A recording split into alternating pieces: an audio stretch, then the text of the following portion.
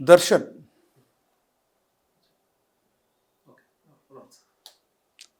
ಒಳ್ಳೆಯ ನಟನೆ ಮಾಡುವಂಥ ನಟ, ಕನ್ನಡದ ಅತ್ಯಂತ ಪರಿಣಾಮಕಾರಿ ಪ್ರಭಾವಿ ಚಲನಚಿತ್ರ ನಟ, ಯಾವುದಕ್ಕೆ ಎರಡು ಮಾತಿಲ್ಲ. ಆದರೆ ಸಾರ್ವಜನಿಕ ಬದುಕಿನಲ್ಲಿದ್ದಾಗ ತಮ್ಮ ವೃತ್ತಿ ಜೀವನದ ಜೊತೆಗೆ ವೈಯಕ್ತಿಕ ಜೀವನವನ್ನು ಸಹ ಶುದ್ಧವಾಗಿಡಬೇಕಾಗಿರ್ತಕ್ಕಂಥದ್ದು ಅವರ ಧರ್ಮ. ಯಾಕಂದರೆ ಅನೇಕ ಜನ ಫಾಲೋಯರ್ಸ್ ಇರೋದರಿಂದ ಅವರು ಒಬ್ಬ ಮಾರ್ಗದರ್ಶಿಯಾಗಿ ಸಹಜವಾಗಿ ಚಲನಚಿತ್ರ ನಟರು ಆಗಿರಬೇಕಾಗತ್ತೆ.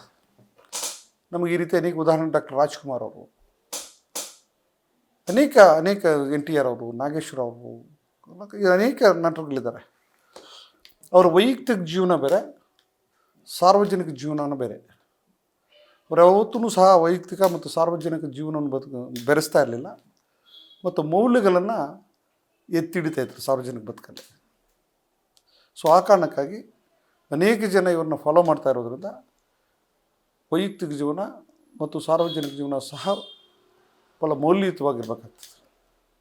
ದುರಾದೃಷ್ಟವಶ ಅನೇಕ ಸಂದರ್ಭದಲ್ಲಿ ದರ್ಶನ್ ಅವರು ಒಂದರ ಮೇಲೊಂದು ತಪ್ಪು ಮಾಡ್ಕೊಂಡು ಬಂದಿದ್ದಾರೆ. ನೋಡಿ, ಸೂಕ್ಷ್ಮವಾಗಿ ನಾವು ಗಮನಿಸಿದಾಗ ವ್ಯಕ್ತಿತ್ವ ಭಾಳ ಇಂಪಾರ್ಟೆಂಟ್. ಒಬ್ಬ ವ್ಯಕ್ತಿ ಒಳ್ಳೆಯ ಜೀವನವನ್ನು ಮಾಡಬೇಕಂದ್ರೂ ಸಹ ತನ್ನ ಜೊತೆ ಇರ್ತಕ್ಕಂಥ ಸ್ನೇಹ ಬಳಗನೂ ಸಹ ಭಾಳ ಮುಖ್ಯವಾಗ್ತದೆ. ಒಬ್ಬ ಒಳ್ಳೆಯ ಸ್ನೇಹಿತ ಇದ್ದಾಗ ಅನೇಕ ಸಮಸ್ಯೆಗಳನ್ನು ಪರಿಹರಿಸ್ಕೊಳ್ಳಿಕ್ಕೆ, ಅನೇಕ ಕಷ್ಟ ನಷ್ಟಗಳಿಗೆ ದಾರಿದೀಪ ಆಗ್ತಾರೆ. ಬಟ್ ಒಳ್ಳೆಯ ಸ್ನೇಹಿತರ ಬಳಗ ಇಲ್ಲದೇ ಇರತಕ್ಕಂಥ ಸಂದರ್ಭದಲ್ಲಿ ಒಗಲು ಬಂಟಿದ್ರೆ ಈ ರೀತಿಯಾಗಿರ್ತಕ್ಕಂಥ ಅನಾಹುತಗಳಿಗೆ ಎಡೆ ಮಾಡ್ಕೊಳ್ಬೇಕಾಗ್ತದೆ.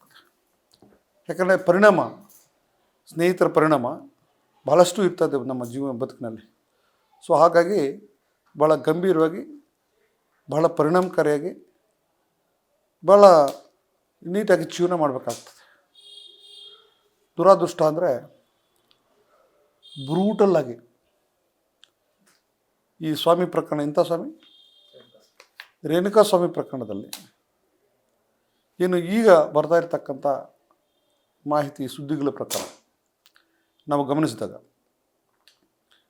ಕ್ರೂರವಾಗಿ ಹಲ್ಲೆ ಮಾಡಿ, ತನ್ನ ಶರೀರದ ಮೇಲೆ ವಿವಿಧ ರೀತಿಯಲ್ಲಿ ಅಸಾಲ್ಟ್ ಮಾಡಿ, ಹಲ್ಲೆ ಮಾಡಿ, ಭಯಂಕರವಾಗಿ ಅವ್ರನ್ನ ಕೊಲೆ ಮಾಡಿ, ಸಾಕ್ಷಿಗಳನ್ನು ನಾಶ ಮಾಡಬೇಕಾಗಿರ್ತಕ್ಕಂಥ ದೃಷ್ಟಿಯಿಂದ ಶವವನ್ನು ಬಿಸಾಡಿ, ಜೊತೆಗೆ ಅವ್ರನ್ನೇ ಒಂದಷ್ಟು ಜನನ ಸರೆಂಡರ್ ಆಗಲಿಕ್ಕೆ ವ್ಯವಸ್ಥೆ ಮಾಡಿರ್ತಕ್ಕಂಥ ಒಂದು ಆರೋಪಗಳಿದೆಯಲ್ಲ, ಅದು ನಿಜವಾಗ್ಲೂ ಸಹ ಭಾಳ ಗಂಭೀರವಾಗಿರ್ತಕ್ಕಂಥ ಆರೋಪ.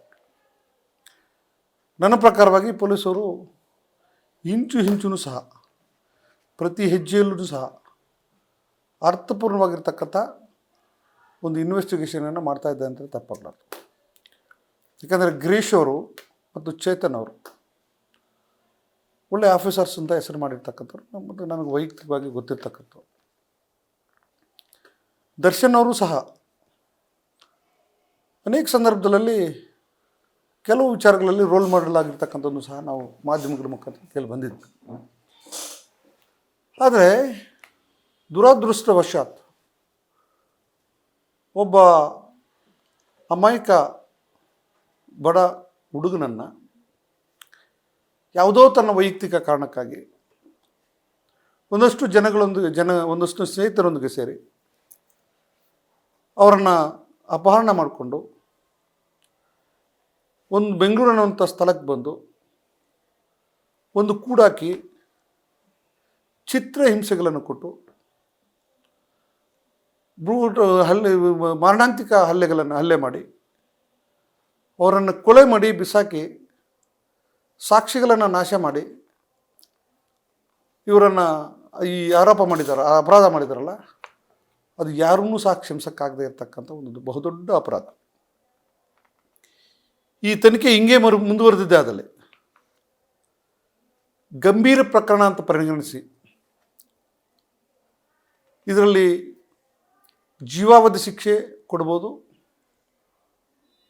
ಏನು ಪ್ರಾಸಿಕ್ಯೂಷನ್ ಅವರು ಅಥವಾ ಪೊಲೀಸವರು ಈ ಒಂದು ಅಪರಾಧವನ್ನು ಪ್ರೂವ್ ಮಾಡಿದ್ದಾದಂಥ ಸಂದರ್ಭದಲ್ಲಿ ಜೀವಾವಧಿ ಶಿಕ್ಷೆ ಅಥವಾ ರೇರೆಸ್ಟ್ ಆಫ್ ರೇಸ್ಟ್ ಕೇಸ್ ಅಂತ ಸರ್ಕಮ್ಸ್ಟೆನ್ಸಸ್ ಅಂತ ಅವರೇನಾದರೂ ಕೋರ್ಟ್ ಕನ್ಸಿಡರ್ ಮಾಡಿದ್ರೆ ಡೆತ್ ಸೆಂಟೆನ್ಸನ್ನು ಕೊಡುವಂಥ ಒಂದು ಅವಕಾಶಗಳು ಇದ್ದಾವೆ ಇಂತಹ ಒಂದು ಕೇಸ್ಗಳಲ್ಲಿ.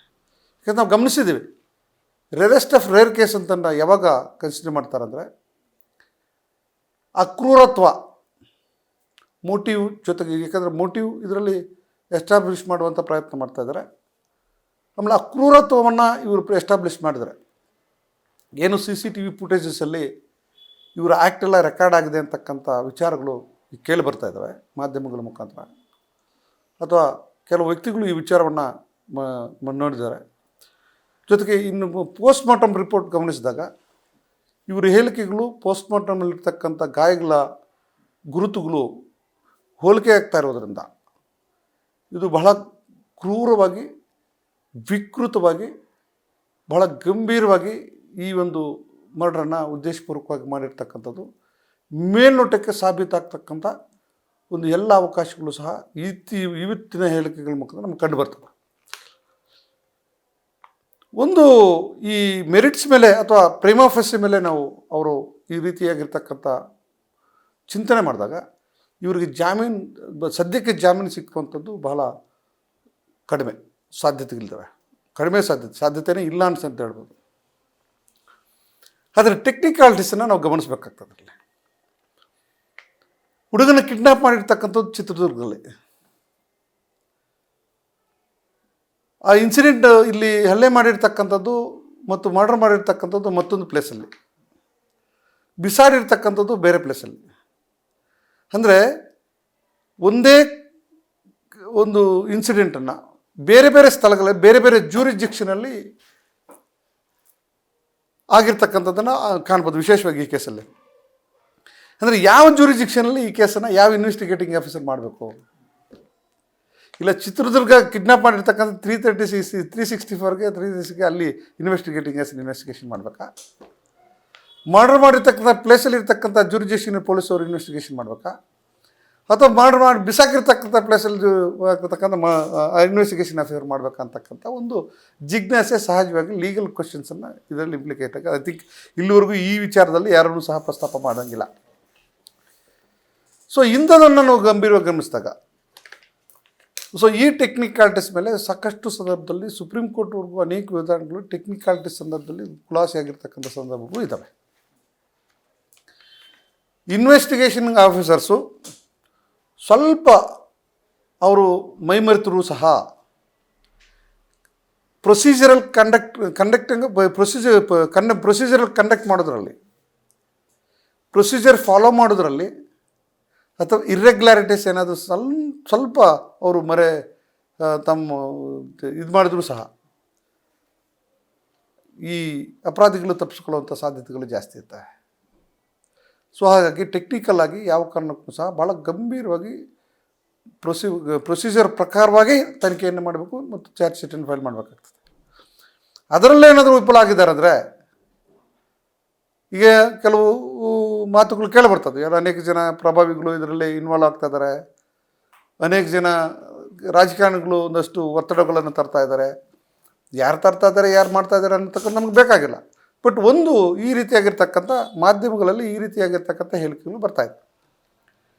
ಸೊ ಅದೇನಾದರೂ ಪರಿಣಾಮ ಬಿದ್ದಾಗ ಚಾರ್ಜ್ ಶೀಟ್ ಫೈಲ್ ಮಾಡತಕ್ಕಂಥ ದೋಷಾರೋಪಣಾ ಪಟ್ಟಿಯನ್ನು ಫೈಲ್ ಮಾಡುವಂಥ ಸಂದರ್ಭದಲ್ಲಿ ಪ್ರೊಸೀಜರಲ್ ಡಿಫೆಕ್ಟ್ ಏನಾದರೂ ಮಾಡಿದಂಥ ಸಂದರ್ಭದಲ್ಲಿ, ಪ್ರೊಸೀಜರ್ ಫಾಲೋ ಮಾಡ್ದೇ ಇವರೇನಾದರೂ ಮೈಮರೆತಂಥ ಸಂದರ್ಭದಲ್ಲಿ, ಅಥವಾ ಎಚ್ಚರಿಕೆ ವಹಿಸದೆ ಒಂದಷ್ಟು ರೀತಿಯಾಗಿರ್ತಕ್ಕಂಥ ಇರ್ರೆಗ್ಯುಲಾರಿಟೀಸನ್ನು ಮಾಡಿದಂಥ ಸಂದರ್ಭದಲ್ಲಿ, ಸೊ ಅದನ್ನು ಸಹ ಆ ಅವಕಾಶವನ್ನು ಸಹ ಬಳಕೆ ಮಾಡಿಕೊಳ್ಳಿಕ್ಕೆ ಆರೋಪಿಗಳು ಸಹಜವಾಗಿ ಮುಂದೆ ಬರ್ತಕ್ಕಂಥ ಸಾಧ್ಯತೆಗಳಿದ್ದಾವೆ.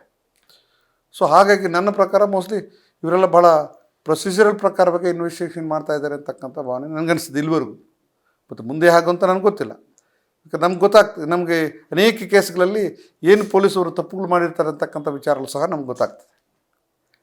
ಸೊ ಅದೇ ಅಂಶಗಳನ್ನು ನಾವು ಕೋರ್ಟ್ ಮುಂದೆ ಪ್ರಸ್ತಾಪ ಮಾಡ್ತೀವಿ, ನಾವು ಕಕ್ಷಿದಾರರಿಗೆ ನ್ಯಾಯವನ್ನು ಕೊಡಿಸ್ತಾ ಇರ್ತೀವಿ.